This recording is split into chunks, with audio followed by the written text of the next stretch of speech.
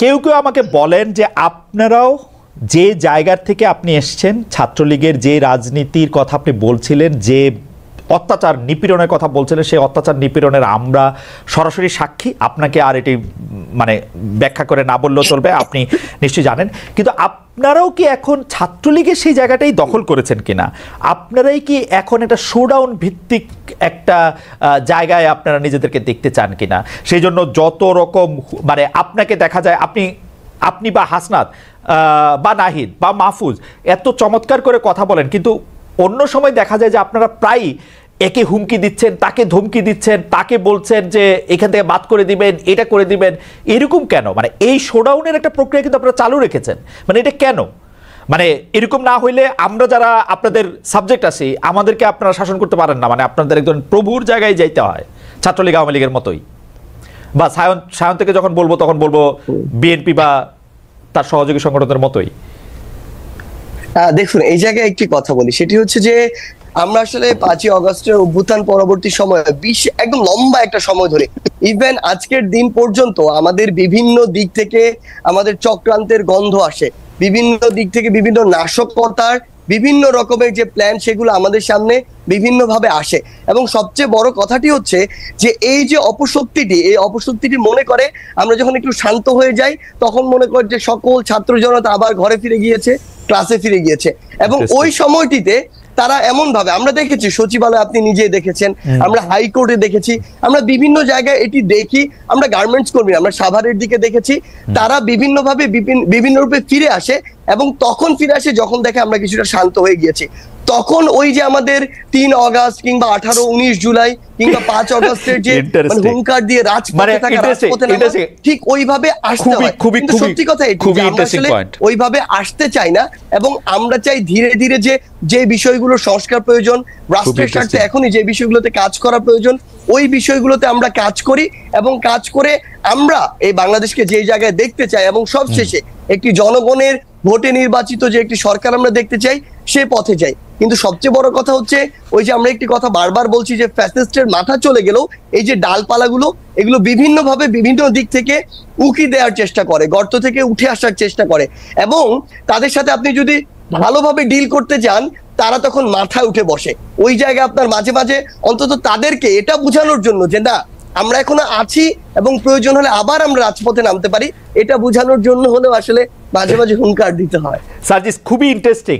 মানে আমি এরকম শুনছি অনেক সময় পুলিশরা বিপদে পড়ে আপনাদের ডাকে, যে মানে বাংলাদেশের যে মানে আমরা ব্যাপারটা ঠিক এরকম আমরা আমাদের জায়গা থেকে মনে করিনি।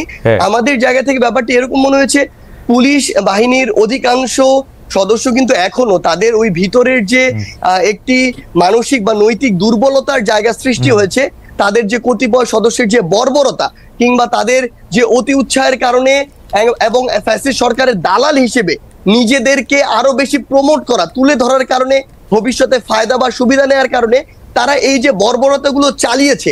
এবং এটার কিন্তু তারা নিজেরাও এই বর্বরতার অংশ। আমরা দেখেছি অনেক পুলিশ সদস্যের সন্তান মারা গিয়েছে।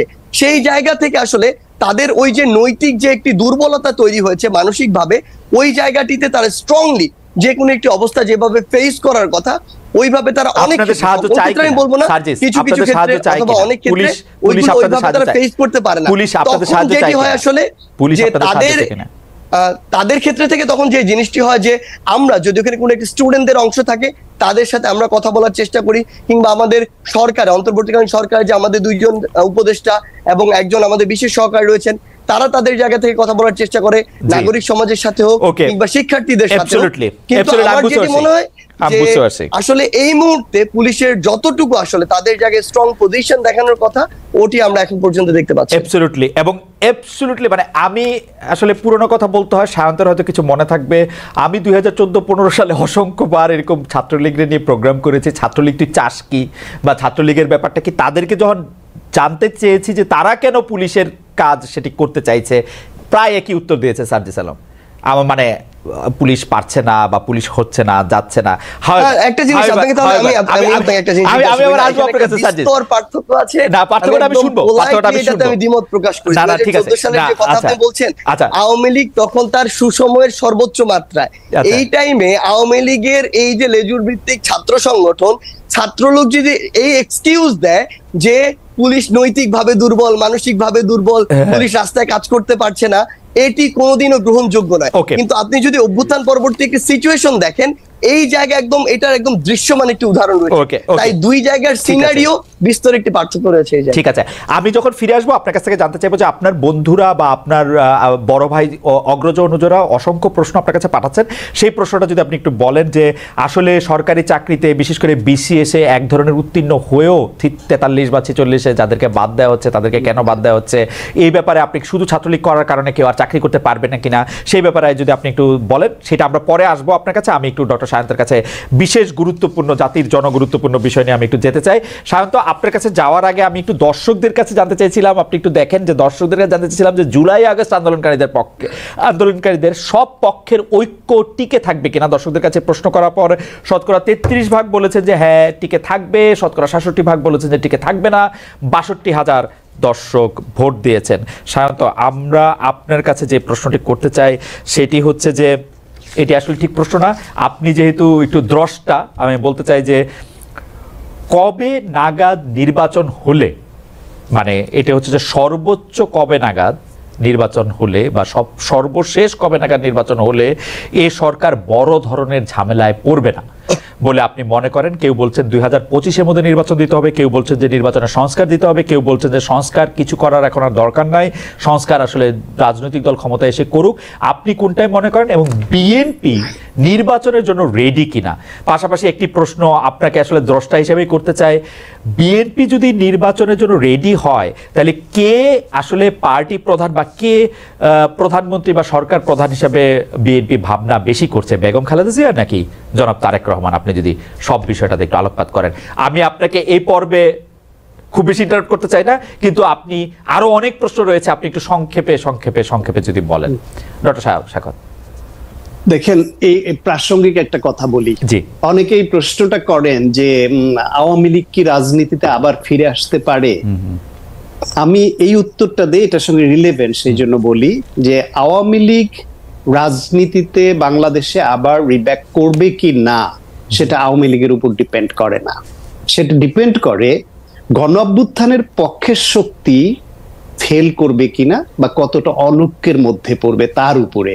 যদি গণ অভ্যুত্থানের পক্ষের শক্তির মধ্যে ঐক্য থাকে এবং তারা এই ছাত্র জনতার যে আকাঙ্ক্ষা সেটাকে ধারণ করে আধুনিক মানবিক একটা গণতান্ত্রিক বাংলাদেশ নির্মাণের যে ধারা সে পথে হাঁটে, তাহলে আওয়ামী লীগের রাজনীতিতে ব্যাক করার কোনো সুযোগ নেই। তারা অপ্রাসঙ্গিক হয়ে গেছে, মানে হয়ে গেছে। ঠিক একইভাবে এই যে আপনার যে প্রশ্নে যে ঐক্য থাকবে কিনা 33%, তবু 33 পেয়ে পাশ করেছে, আমি তো ভেবেছিলাম পাশই করবে না। এই ইতিমধ্যেই তাদের নানান রকমের সুরে অনৈক্যের সুর কিন্তু কিছুটা আসছে। বাংলাদেশ হচ্ছে জাতিগতভাবে একটা অনৈক্যের দেশ, এটা ঐতিহাসিকভাবে সত্য প্রমাণিত হবে।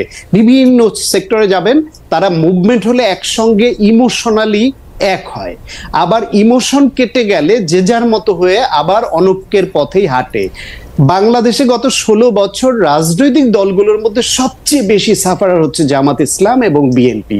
তাদের মধ্যেই উপর লেভেলের কথায় দেখবেন অনৈক্যের সুর মাঝে মাঝে আসে, যেটা কাঙ্ক্ষিত না। ছাত্র জনতার অভ্যুত্থানের মাধ্যমে যে বিজয় আমরা পেলাম, অবশ্যই ছাত্র জনতা সঙ্গে নিয়ে রাজনৈতিক দলগুলোকে সঙ্গে নিয়ে যেভাবে প্ল্যান মাফিক আগানো দরকার, সেইখানে এক গ্রুপ বেশি ইমোশনাল হচ্ছে, আর এক গ্রুপ আবার যুক্তিবাদী হতে চাচ্ছে। কোথায় যেন সুরটা এক লয়ে উঠছে না। এবং সর্বশেষ দেখেন, সার্জিস এখানে আছে, আমি বলি যে বিপ্লবে কিংবা গণ অভ্যুত্থানে বা আন্দোলনে যুদ্ধে যেমন ইমোশনটা দরকার হয় একসঙ্গে আগানোর জন্য, কিন্তু পরে যুক্তির জায়গাটা বেশি আনতে হয়, গোছালো করতে হয়। এই যে রিটটা করা হলো, এত বড় গুরুত্বপূর্ণ একটা রিট, সেই রিটে কাদেরকে বিবাদী করা হচ্ছে, প্রতিপক্ষ করা হচ্ছে, সেখানে 3টা দলের নাম অনাকাঙ্ক্ষিতভাবে চলে আসলো, কেউ খেয়াল করলো না, তাদের আইনজীবীও খেয়াল করলো না। আজকে এই যে বিষয়টা আসছে, এটা তো অনাকাঙ্ক্ষিত। তাতে হয় কি, এদের যে চিন্তা চেতনায় যে সঠিকভাবে কনসেন্ট্রেটেড হচ্ছে না, সেই কথাটা কিন্তু চলে আসে। রাজনৈতিক দলগুলো রাষ্ট্রপতিকে নিয়ে এক পজিশন নিচ্ছে, ছাত্ররা এক পজিশন নিচ্ছে, এত তাড়াতাড়ি তো এরকম হওয়ার কথা না। ফলে এই যে বিষয়গুলো আসছে, এগুলি অ্যাড্রেস করতে না পারলে যদি এই অনৈক্যটা তৈরি হয়, তাহলে আমাদের এত ছাত্র জীবন দিল সেটা তো আমরা পাবো না। ডক্টর সাহেব, একটা প্রশ্ন করতে পারি? আপনার কাছে কি মনে হয় না, মানে আপনি কন্টিনিউ করেন যে জায়গা থেকে, সেই জায়গা থেকে আপনার কাছে কি মনে হয় না প্রথমেই যখন এই সরকারটা হয়েছে, অন্তর্বর্তীকালীন সরকার যেটা বলেছে, সেটাতে আসলে মানে সেটা একটা জাতীয় সরকার করার জন্য বিএনপির সেটাতে একটা প্রেজেন্টেশন মানে থাকা দরকার ছিল, রিপ্রেজেন্টেশন থাকা দরকার ছিল? এটা শুধু বিএনপি না, আমি আমার বেশ কিছু আলোচনায়, বিভিন্ন অনানুষ্ঠানিক আলোচনা এবং আনুষ্ঠানিক রাউন্ড টেবিল বৈঠক বা সেমিনারে, টক শোতে আমি বলেছি যে এই সরকারটি আসলে কাদের? এই সরকার হচ্ছে গণ অভ্যুত্থানের পক্ষের সমস্ত শক্তির প্রতিনিধিত্বশীল সরকার, এবং এমন মেজরিটি, এমন বেশি, এত সংখ্যক মানুষের সমর্থন পুষ্ট সরকার তো রাজনৈতিক সরকারও হয় না। রাজনৈতিক সরকার শুধু তার সমর্থকদের ভোটে নির্বাচিত হয়, প্রতিপক্ষের ভোট যেখানে আরো বেশি থাকে, তারা আসন কম পায় বলে সরকার গঠন করতে পারে না। কিন্তু এই সরকার হচ্ছে গণহত্যাকারী, ফ্যাসিবাদ, মানে খুব অল্প সংখ্যক, লেস দ্যান 10% ধরেন বা 5%, তাদের বাইরের সমস্ত জনগণের আকাঙ্ক্ষার সরকার। সেইখানে এই সরকারটি গঠিত হলো যখন তাকে এই যে 2 জন ছাত্র প্রতিনিধি নেওয়া হলো। কেন নেওয়া হলো? কারণ এই ছাত্রের স্টেক হোল্ডার, তাদের নেতৃত্বে এই গণঅভ্যুত্থানটা হয়ে সফলতা এসছে। তাহলে 16 বছর ধরে এই যে অভ্যুত্থানের ক্ষেত্র তৈরি করা, সেখানে ভূমিকা রাখার জন্য অন্যান্য রাজনৈতিক দল আছে, অবশ্যই সেখানে বিএনপি একটি, সেখানে জামাত ইসলাম একটি, সেখানে নাগরিক ঐক্য একটি, যেখানে গণসংহতি অনেক অনেক আছে।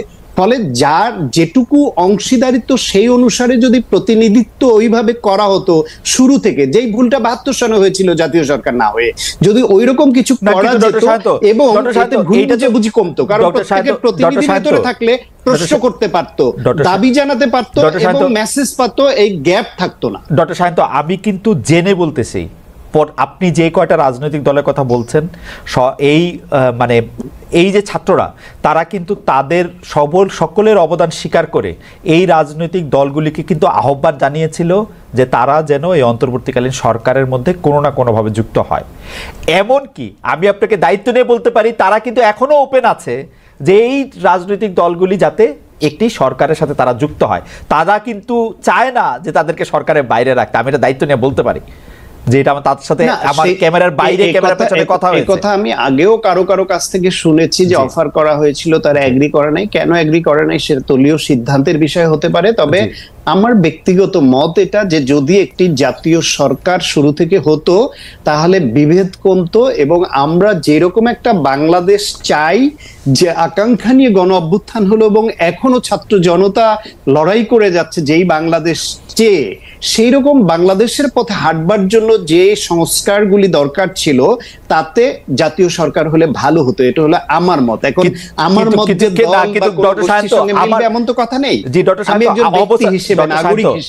সায়ন্ত, অবস্থা দৃষ্টে মনে হয় যে বিএনপি এই ছাত্র জনতা বা বৈষম্য বিরোধী ছাত্র আন্দোলনের যে প্ল্যাটফর্ম, তাদের থেকে আওয়ামী লীগকে বেশি ভালোবাসে এবং আওয়ামী লীগের সঙ্গে থাকতে চায়, এবং আওয়ামী লীগের সংবিধান, আওয়ামী লীগের রাষ্ট্রপতি, আওয়ামী লীগের রাজনৈতিক অধিকার, সেগুলি নিয়ে বিএনপি বেশি সোচ্চার। আসলে এটা ভালো, এটা খারাপ না, আমরা এরকম বিএনপি চেয়েছিলাম। কিন্তু ঘটনা হইতেছে যে এই ছাত্ররা দোষটা কি করলো? ছাত্রদের প্রতি কিন্তু বিএনপির প্রথম থেকেই এক ধরনের, আমি যদি বলি সন্দেহ, অজুহাত, মানে কেমন জানি একটা সন্দেহের তীর, মানে ঠিক পছন্দ করে না। না, সেটা নয়। আমি বরং শুরু থেকে এটা ফলো করছি এবং দলের ভেতরেও কারো মতামত জানার চেষ্টা করছি, বাইরেও চেষ্টা করছি। সেটা হলো, আন্দোলন গণ অভ্যুত্থান একদিনের বিষয় নয়। আমি আগেও বলেছি, ছাত্রদের নেতৃত্বে এটা হয়েছে কৌশলগত কারণে, তারা সামনে থাকায় সহজ হয়েছে বিজয়টা। কিন্তু এই প্ল্যাটফর্ম তৈরির পেছনে 750 মানুষের গুমের ঘটনা জড়িত আছে। এই বিজয়ের প্ল্যাটফর্ম তৈরি করবার পেছনে কয়েক হাজার মানুষের এক্সট্রা জুডিশিয়াল কিলিং এর বিষয়টা যুক্ত আছে।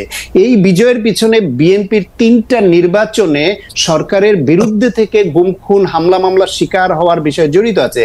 জামায়াতের ভীষণ ত্যাগের সঙ্গে জড়িত আছে। দেশের মানুষের অনেক আকাঙ্ক্ষা এবং তা বাস্তবায়ন না হওয়া এবং অনেক ডিপ্রাইভেশনের সঙ্গে যুক্ত আছে।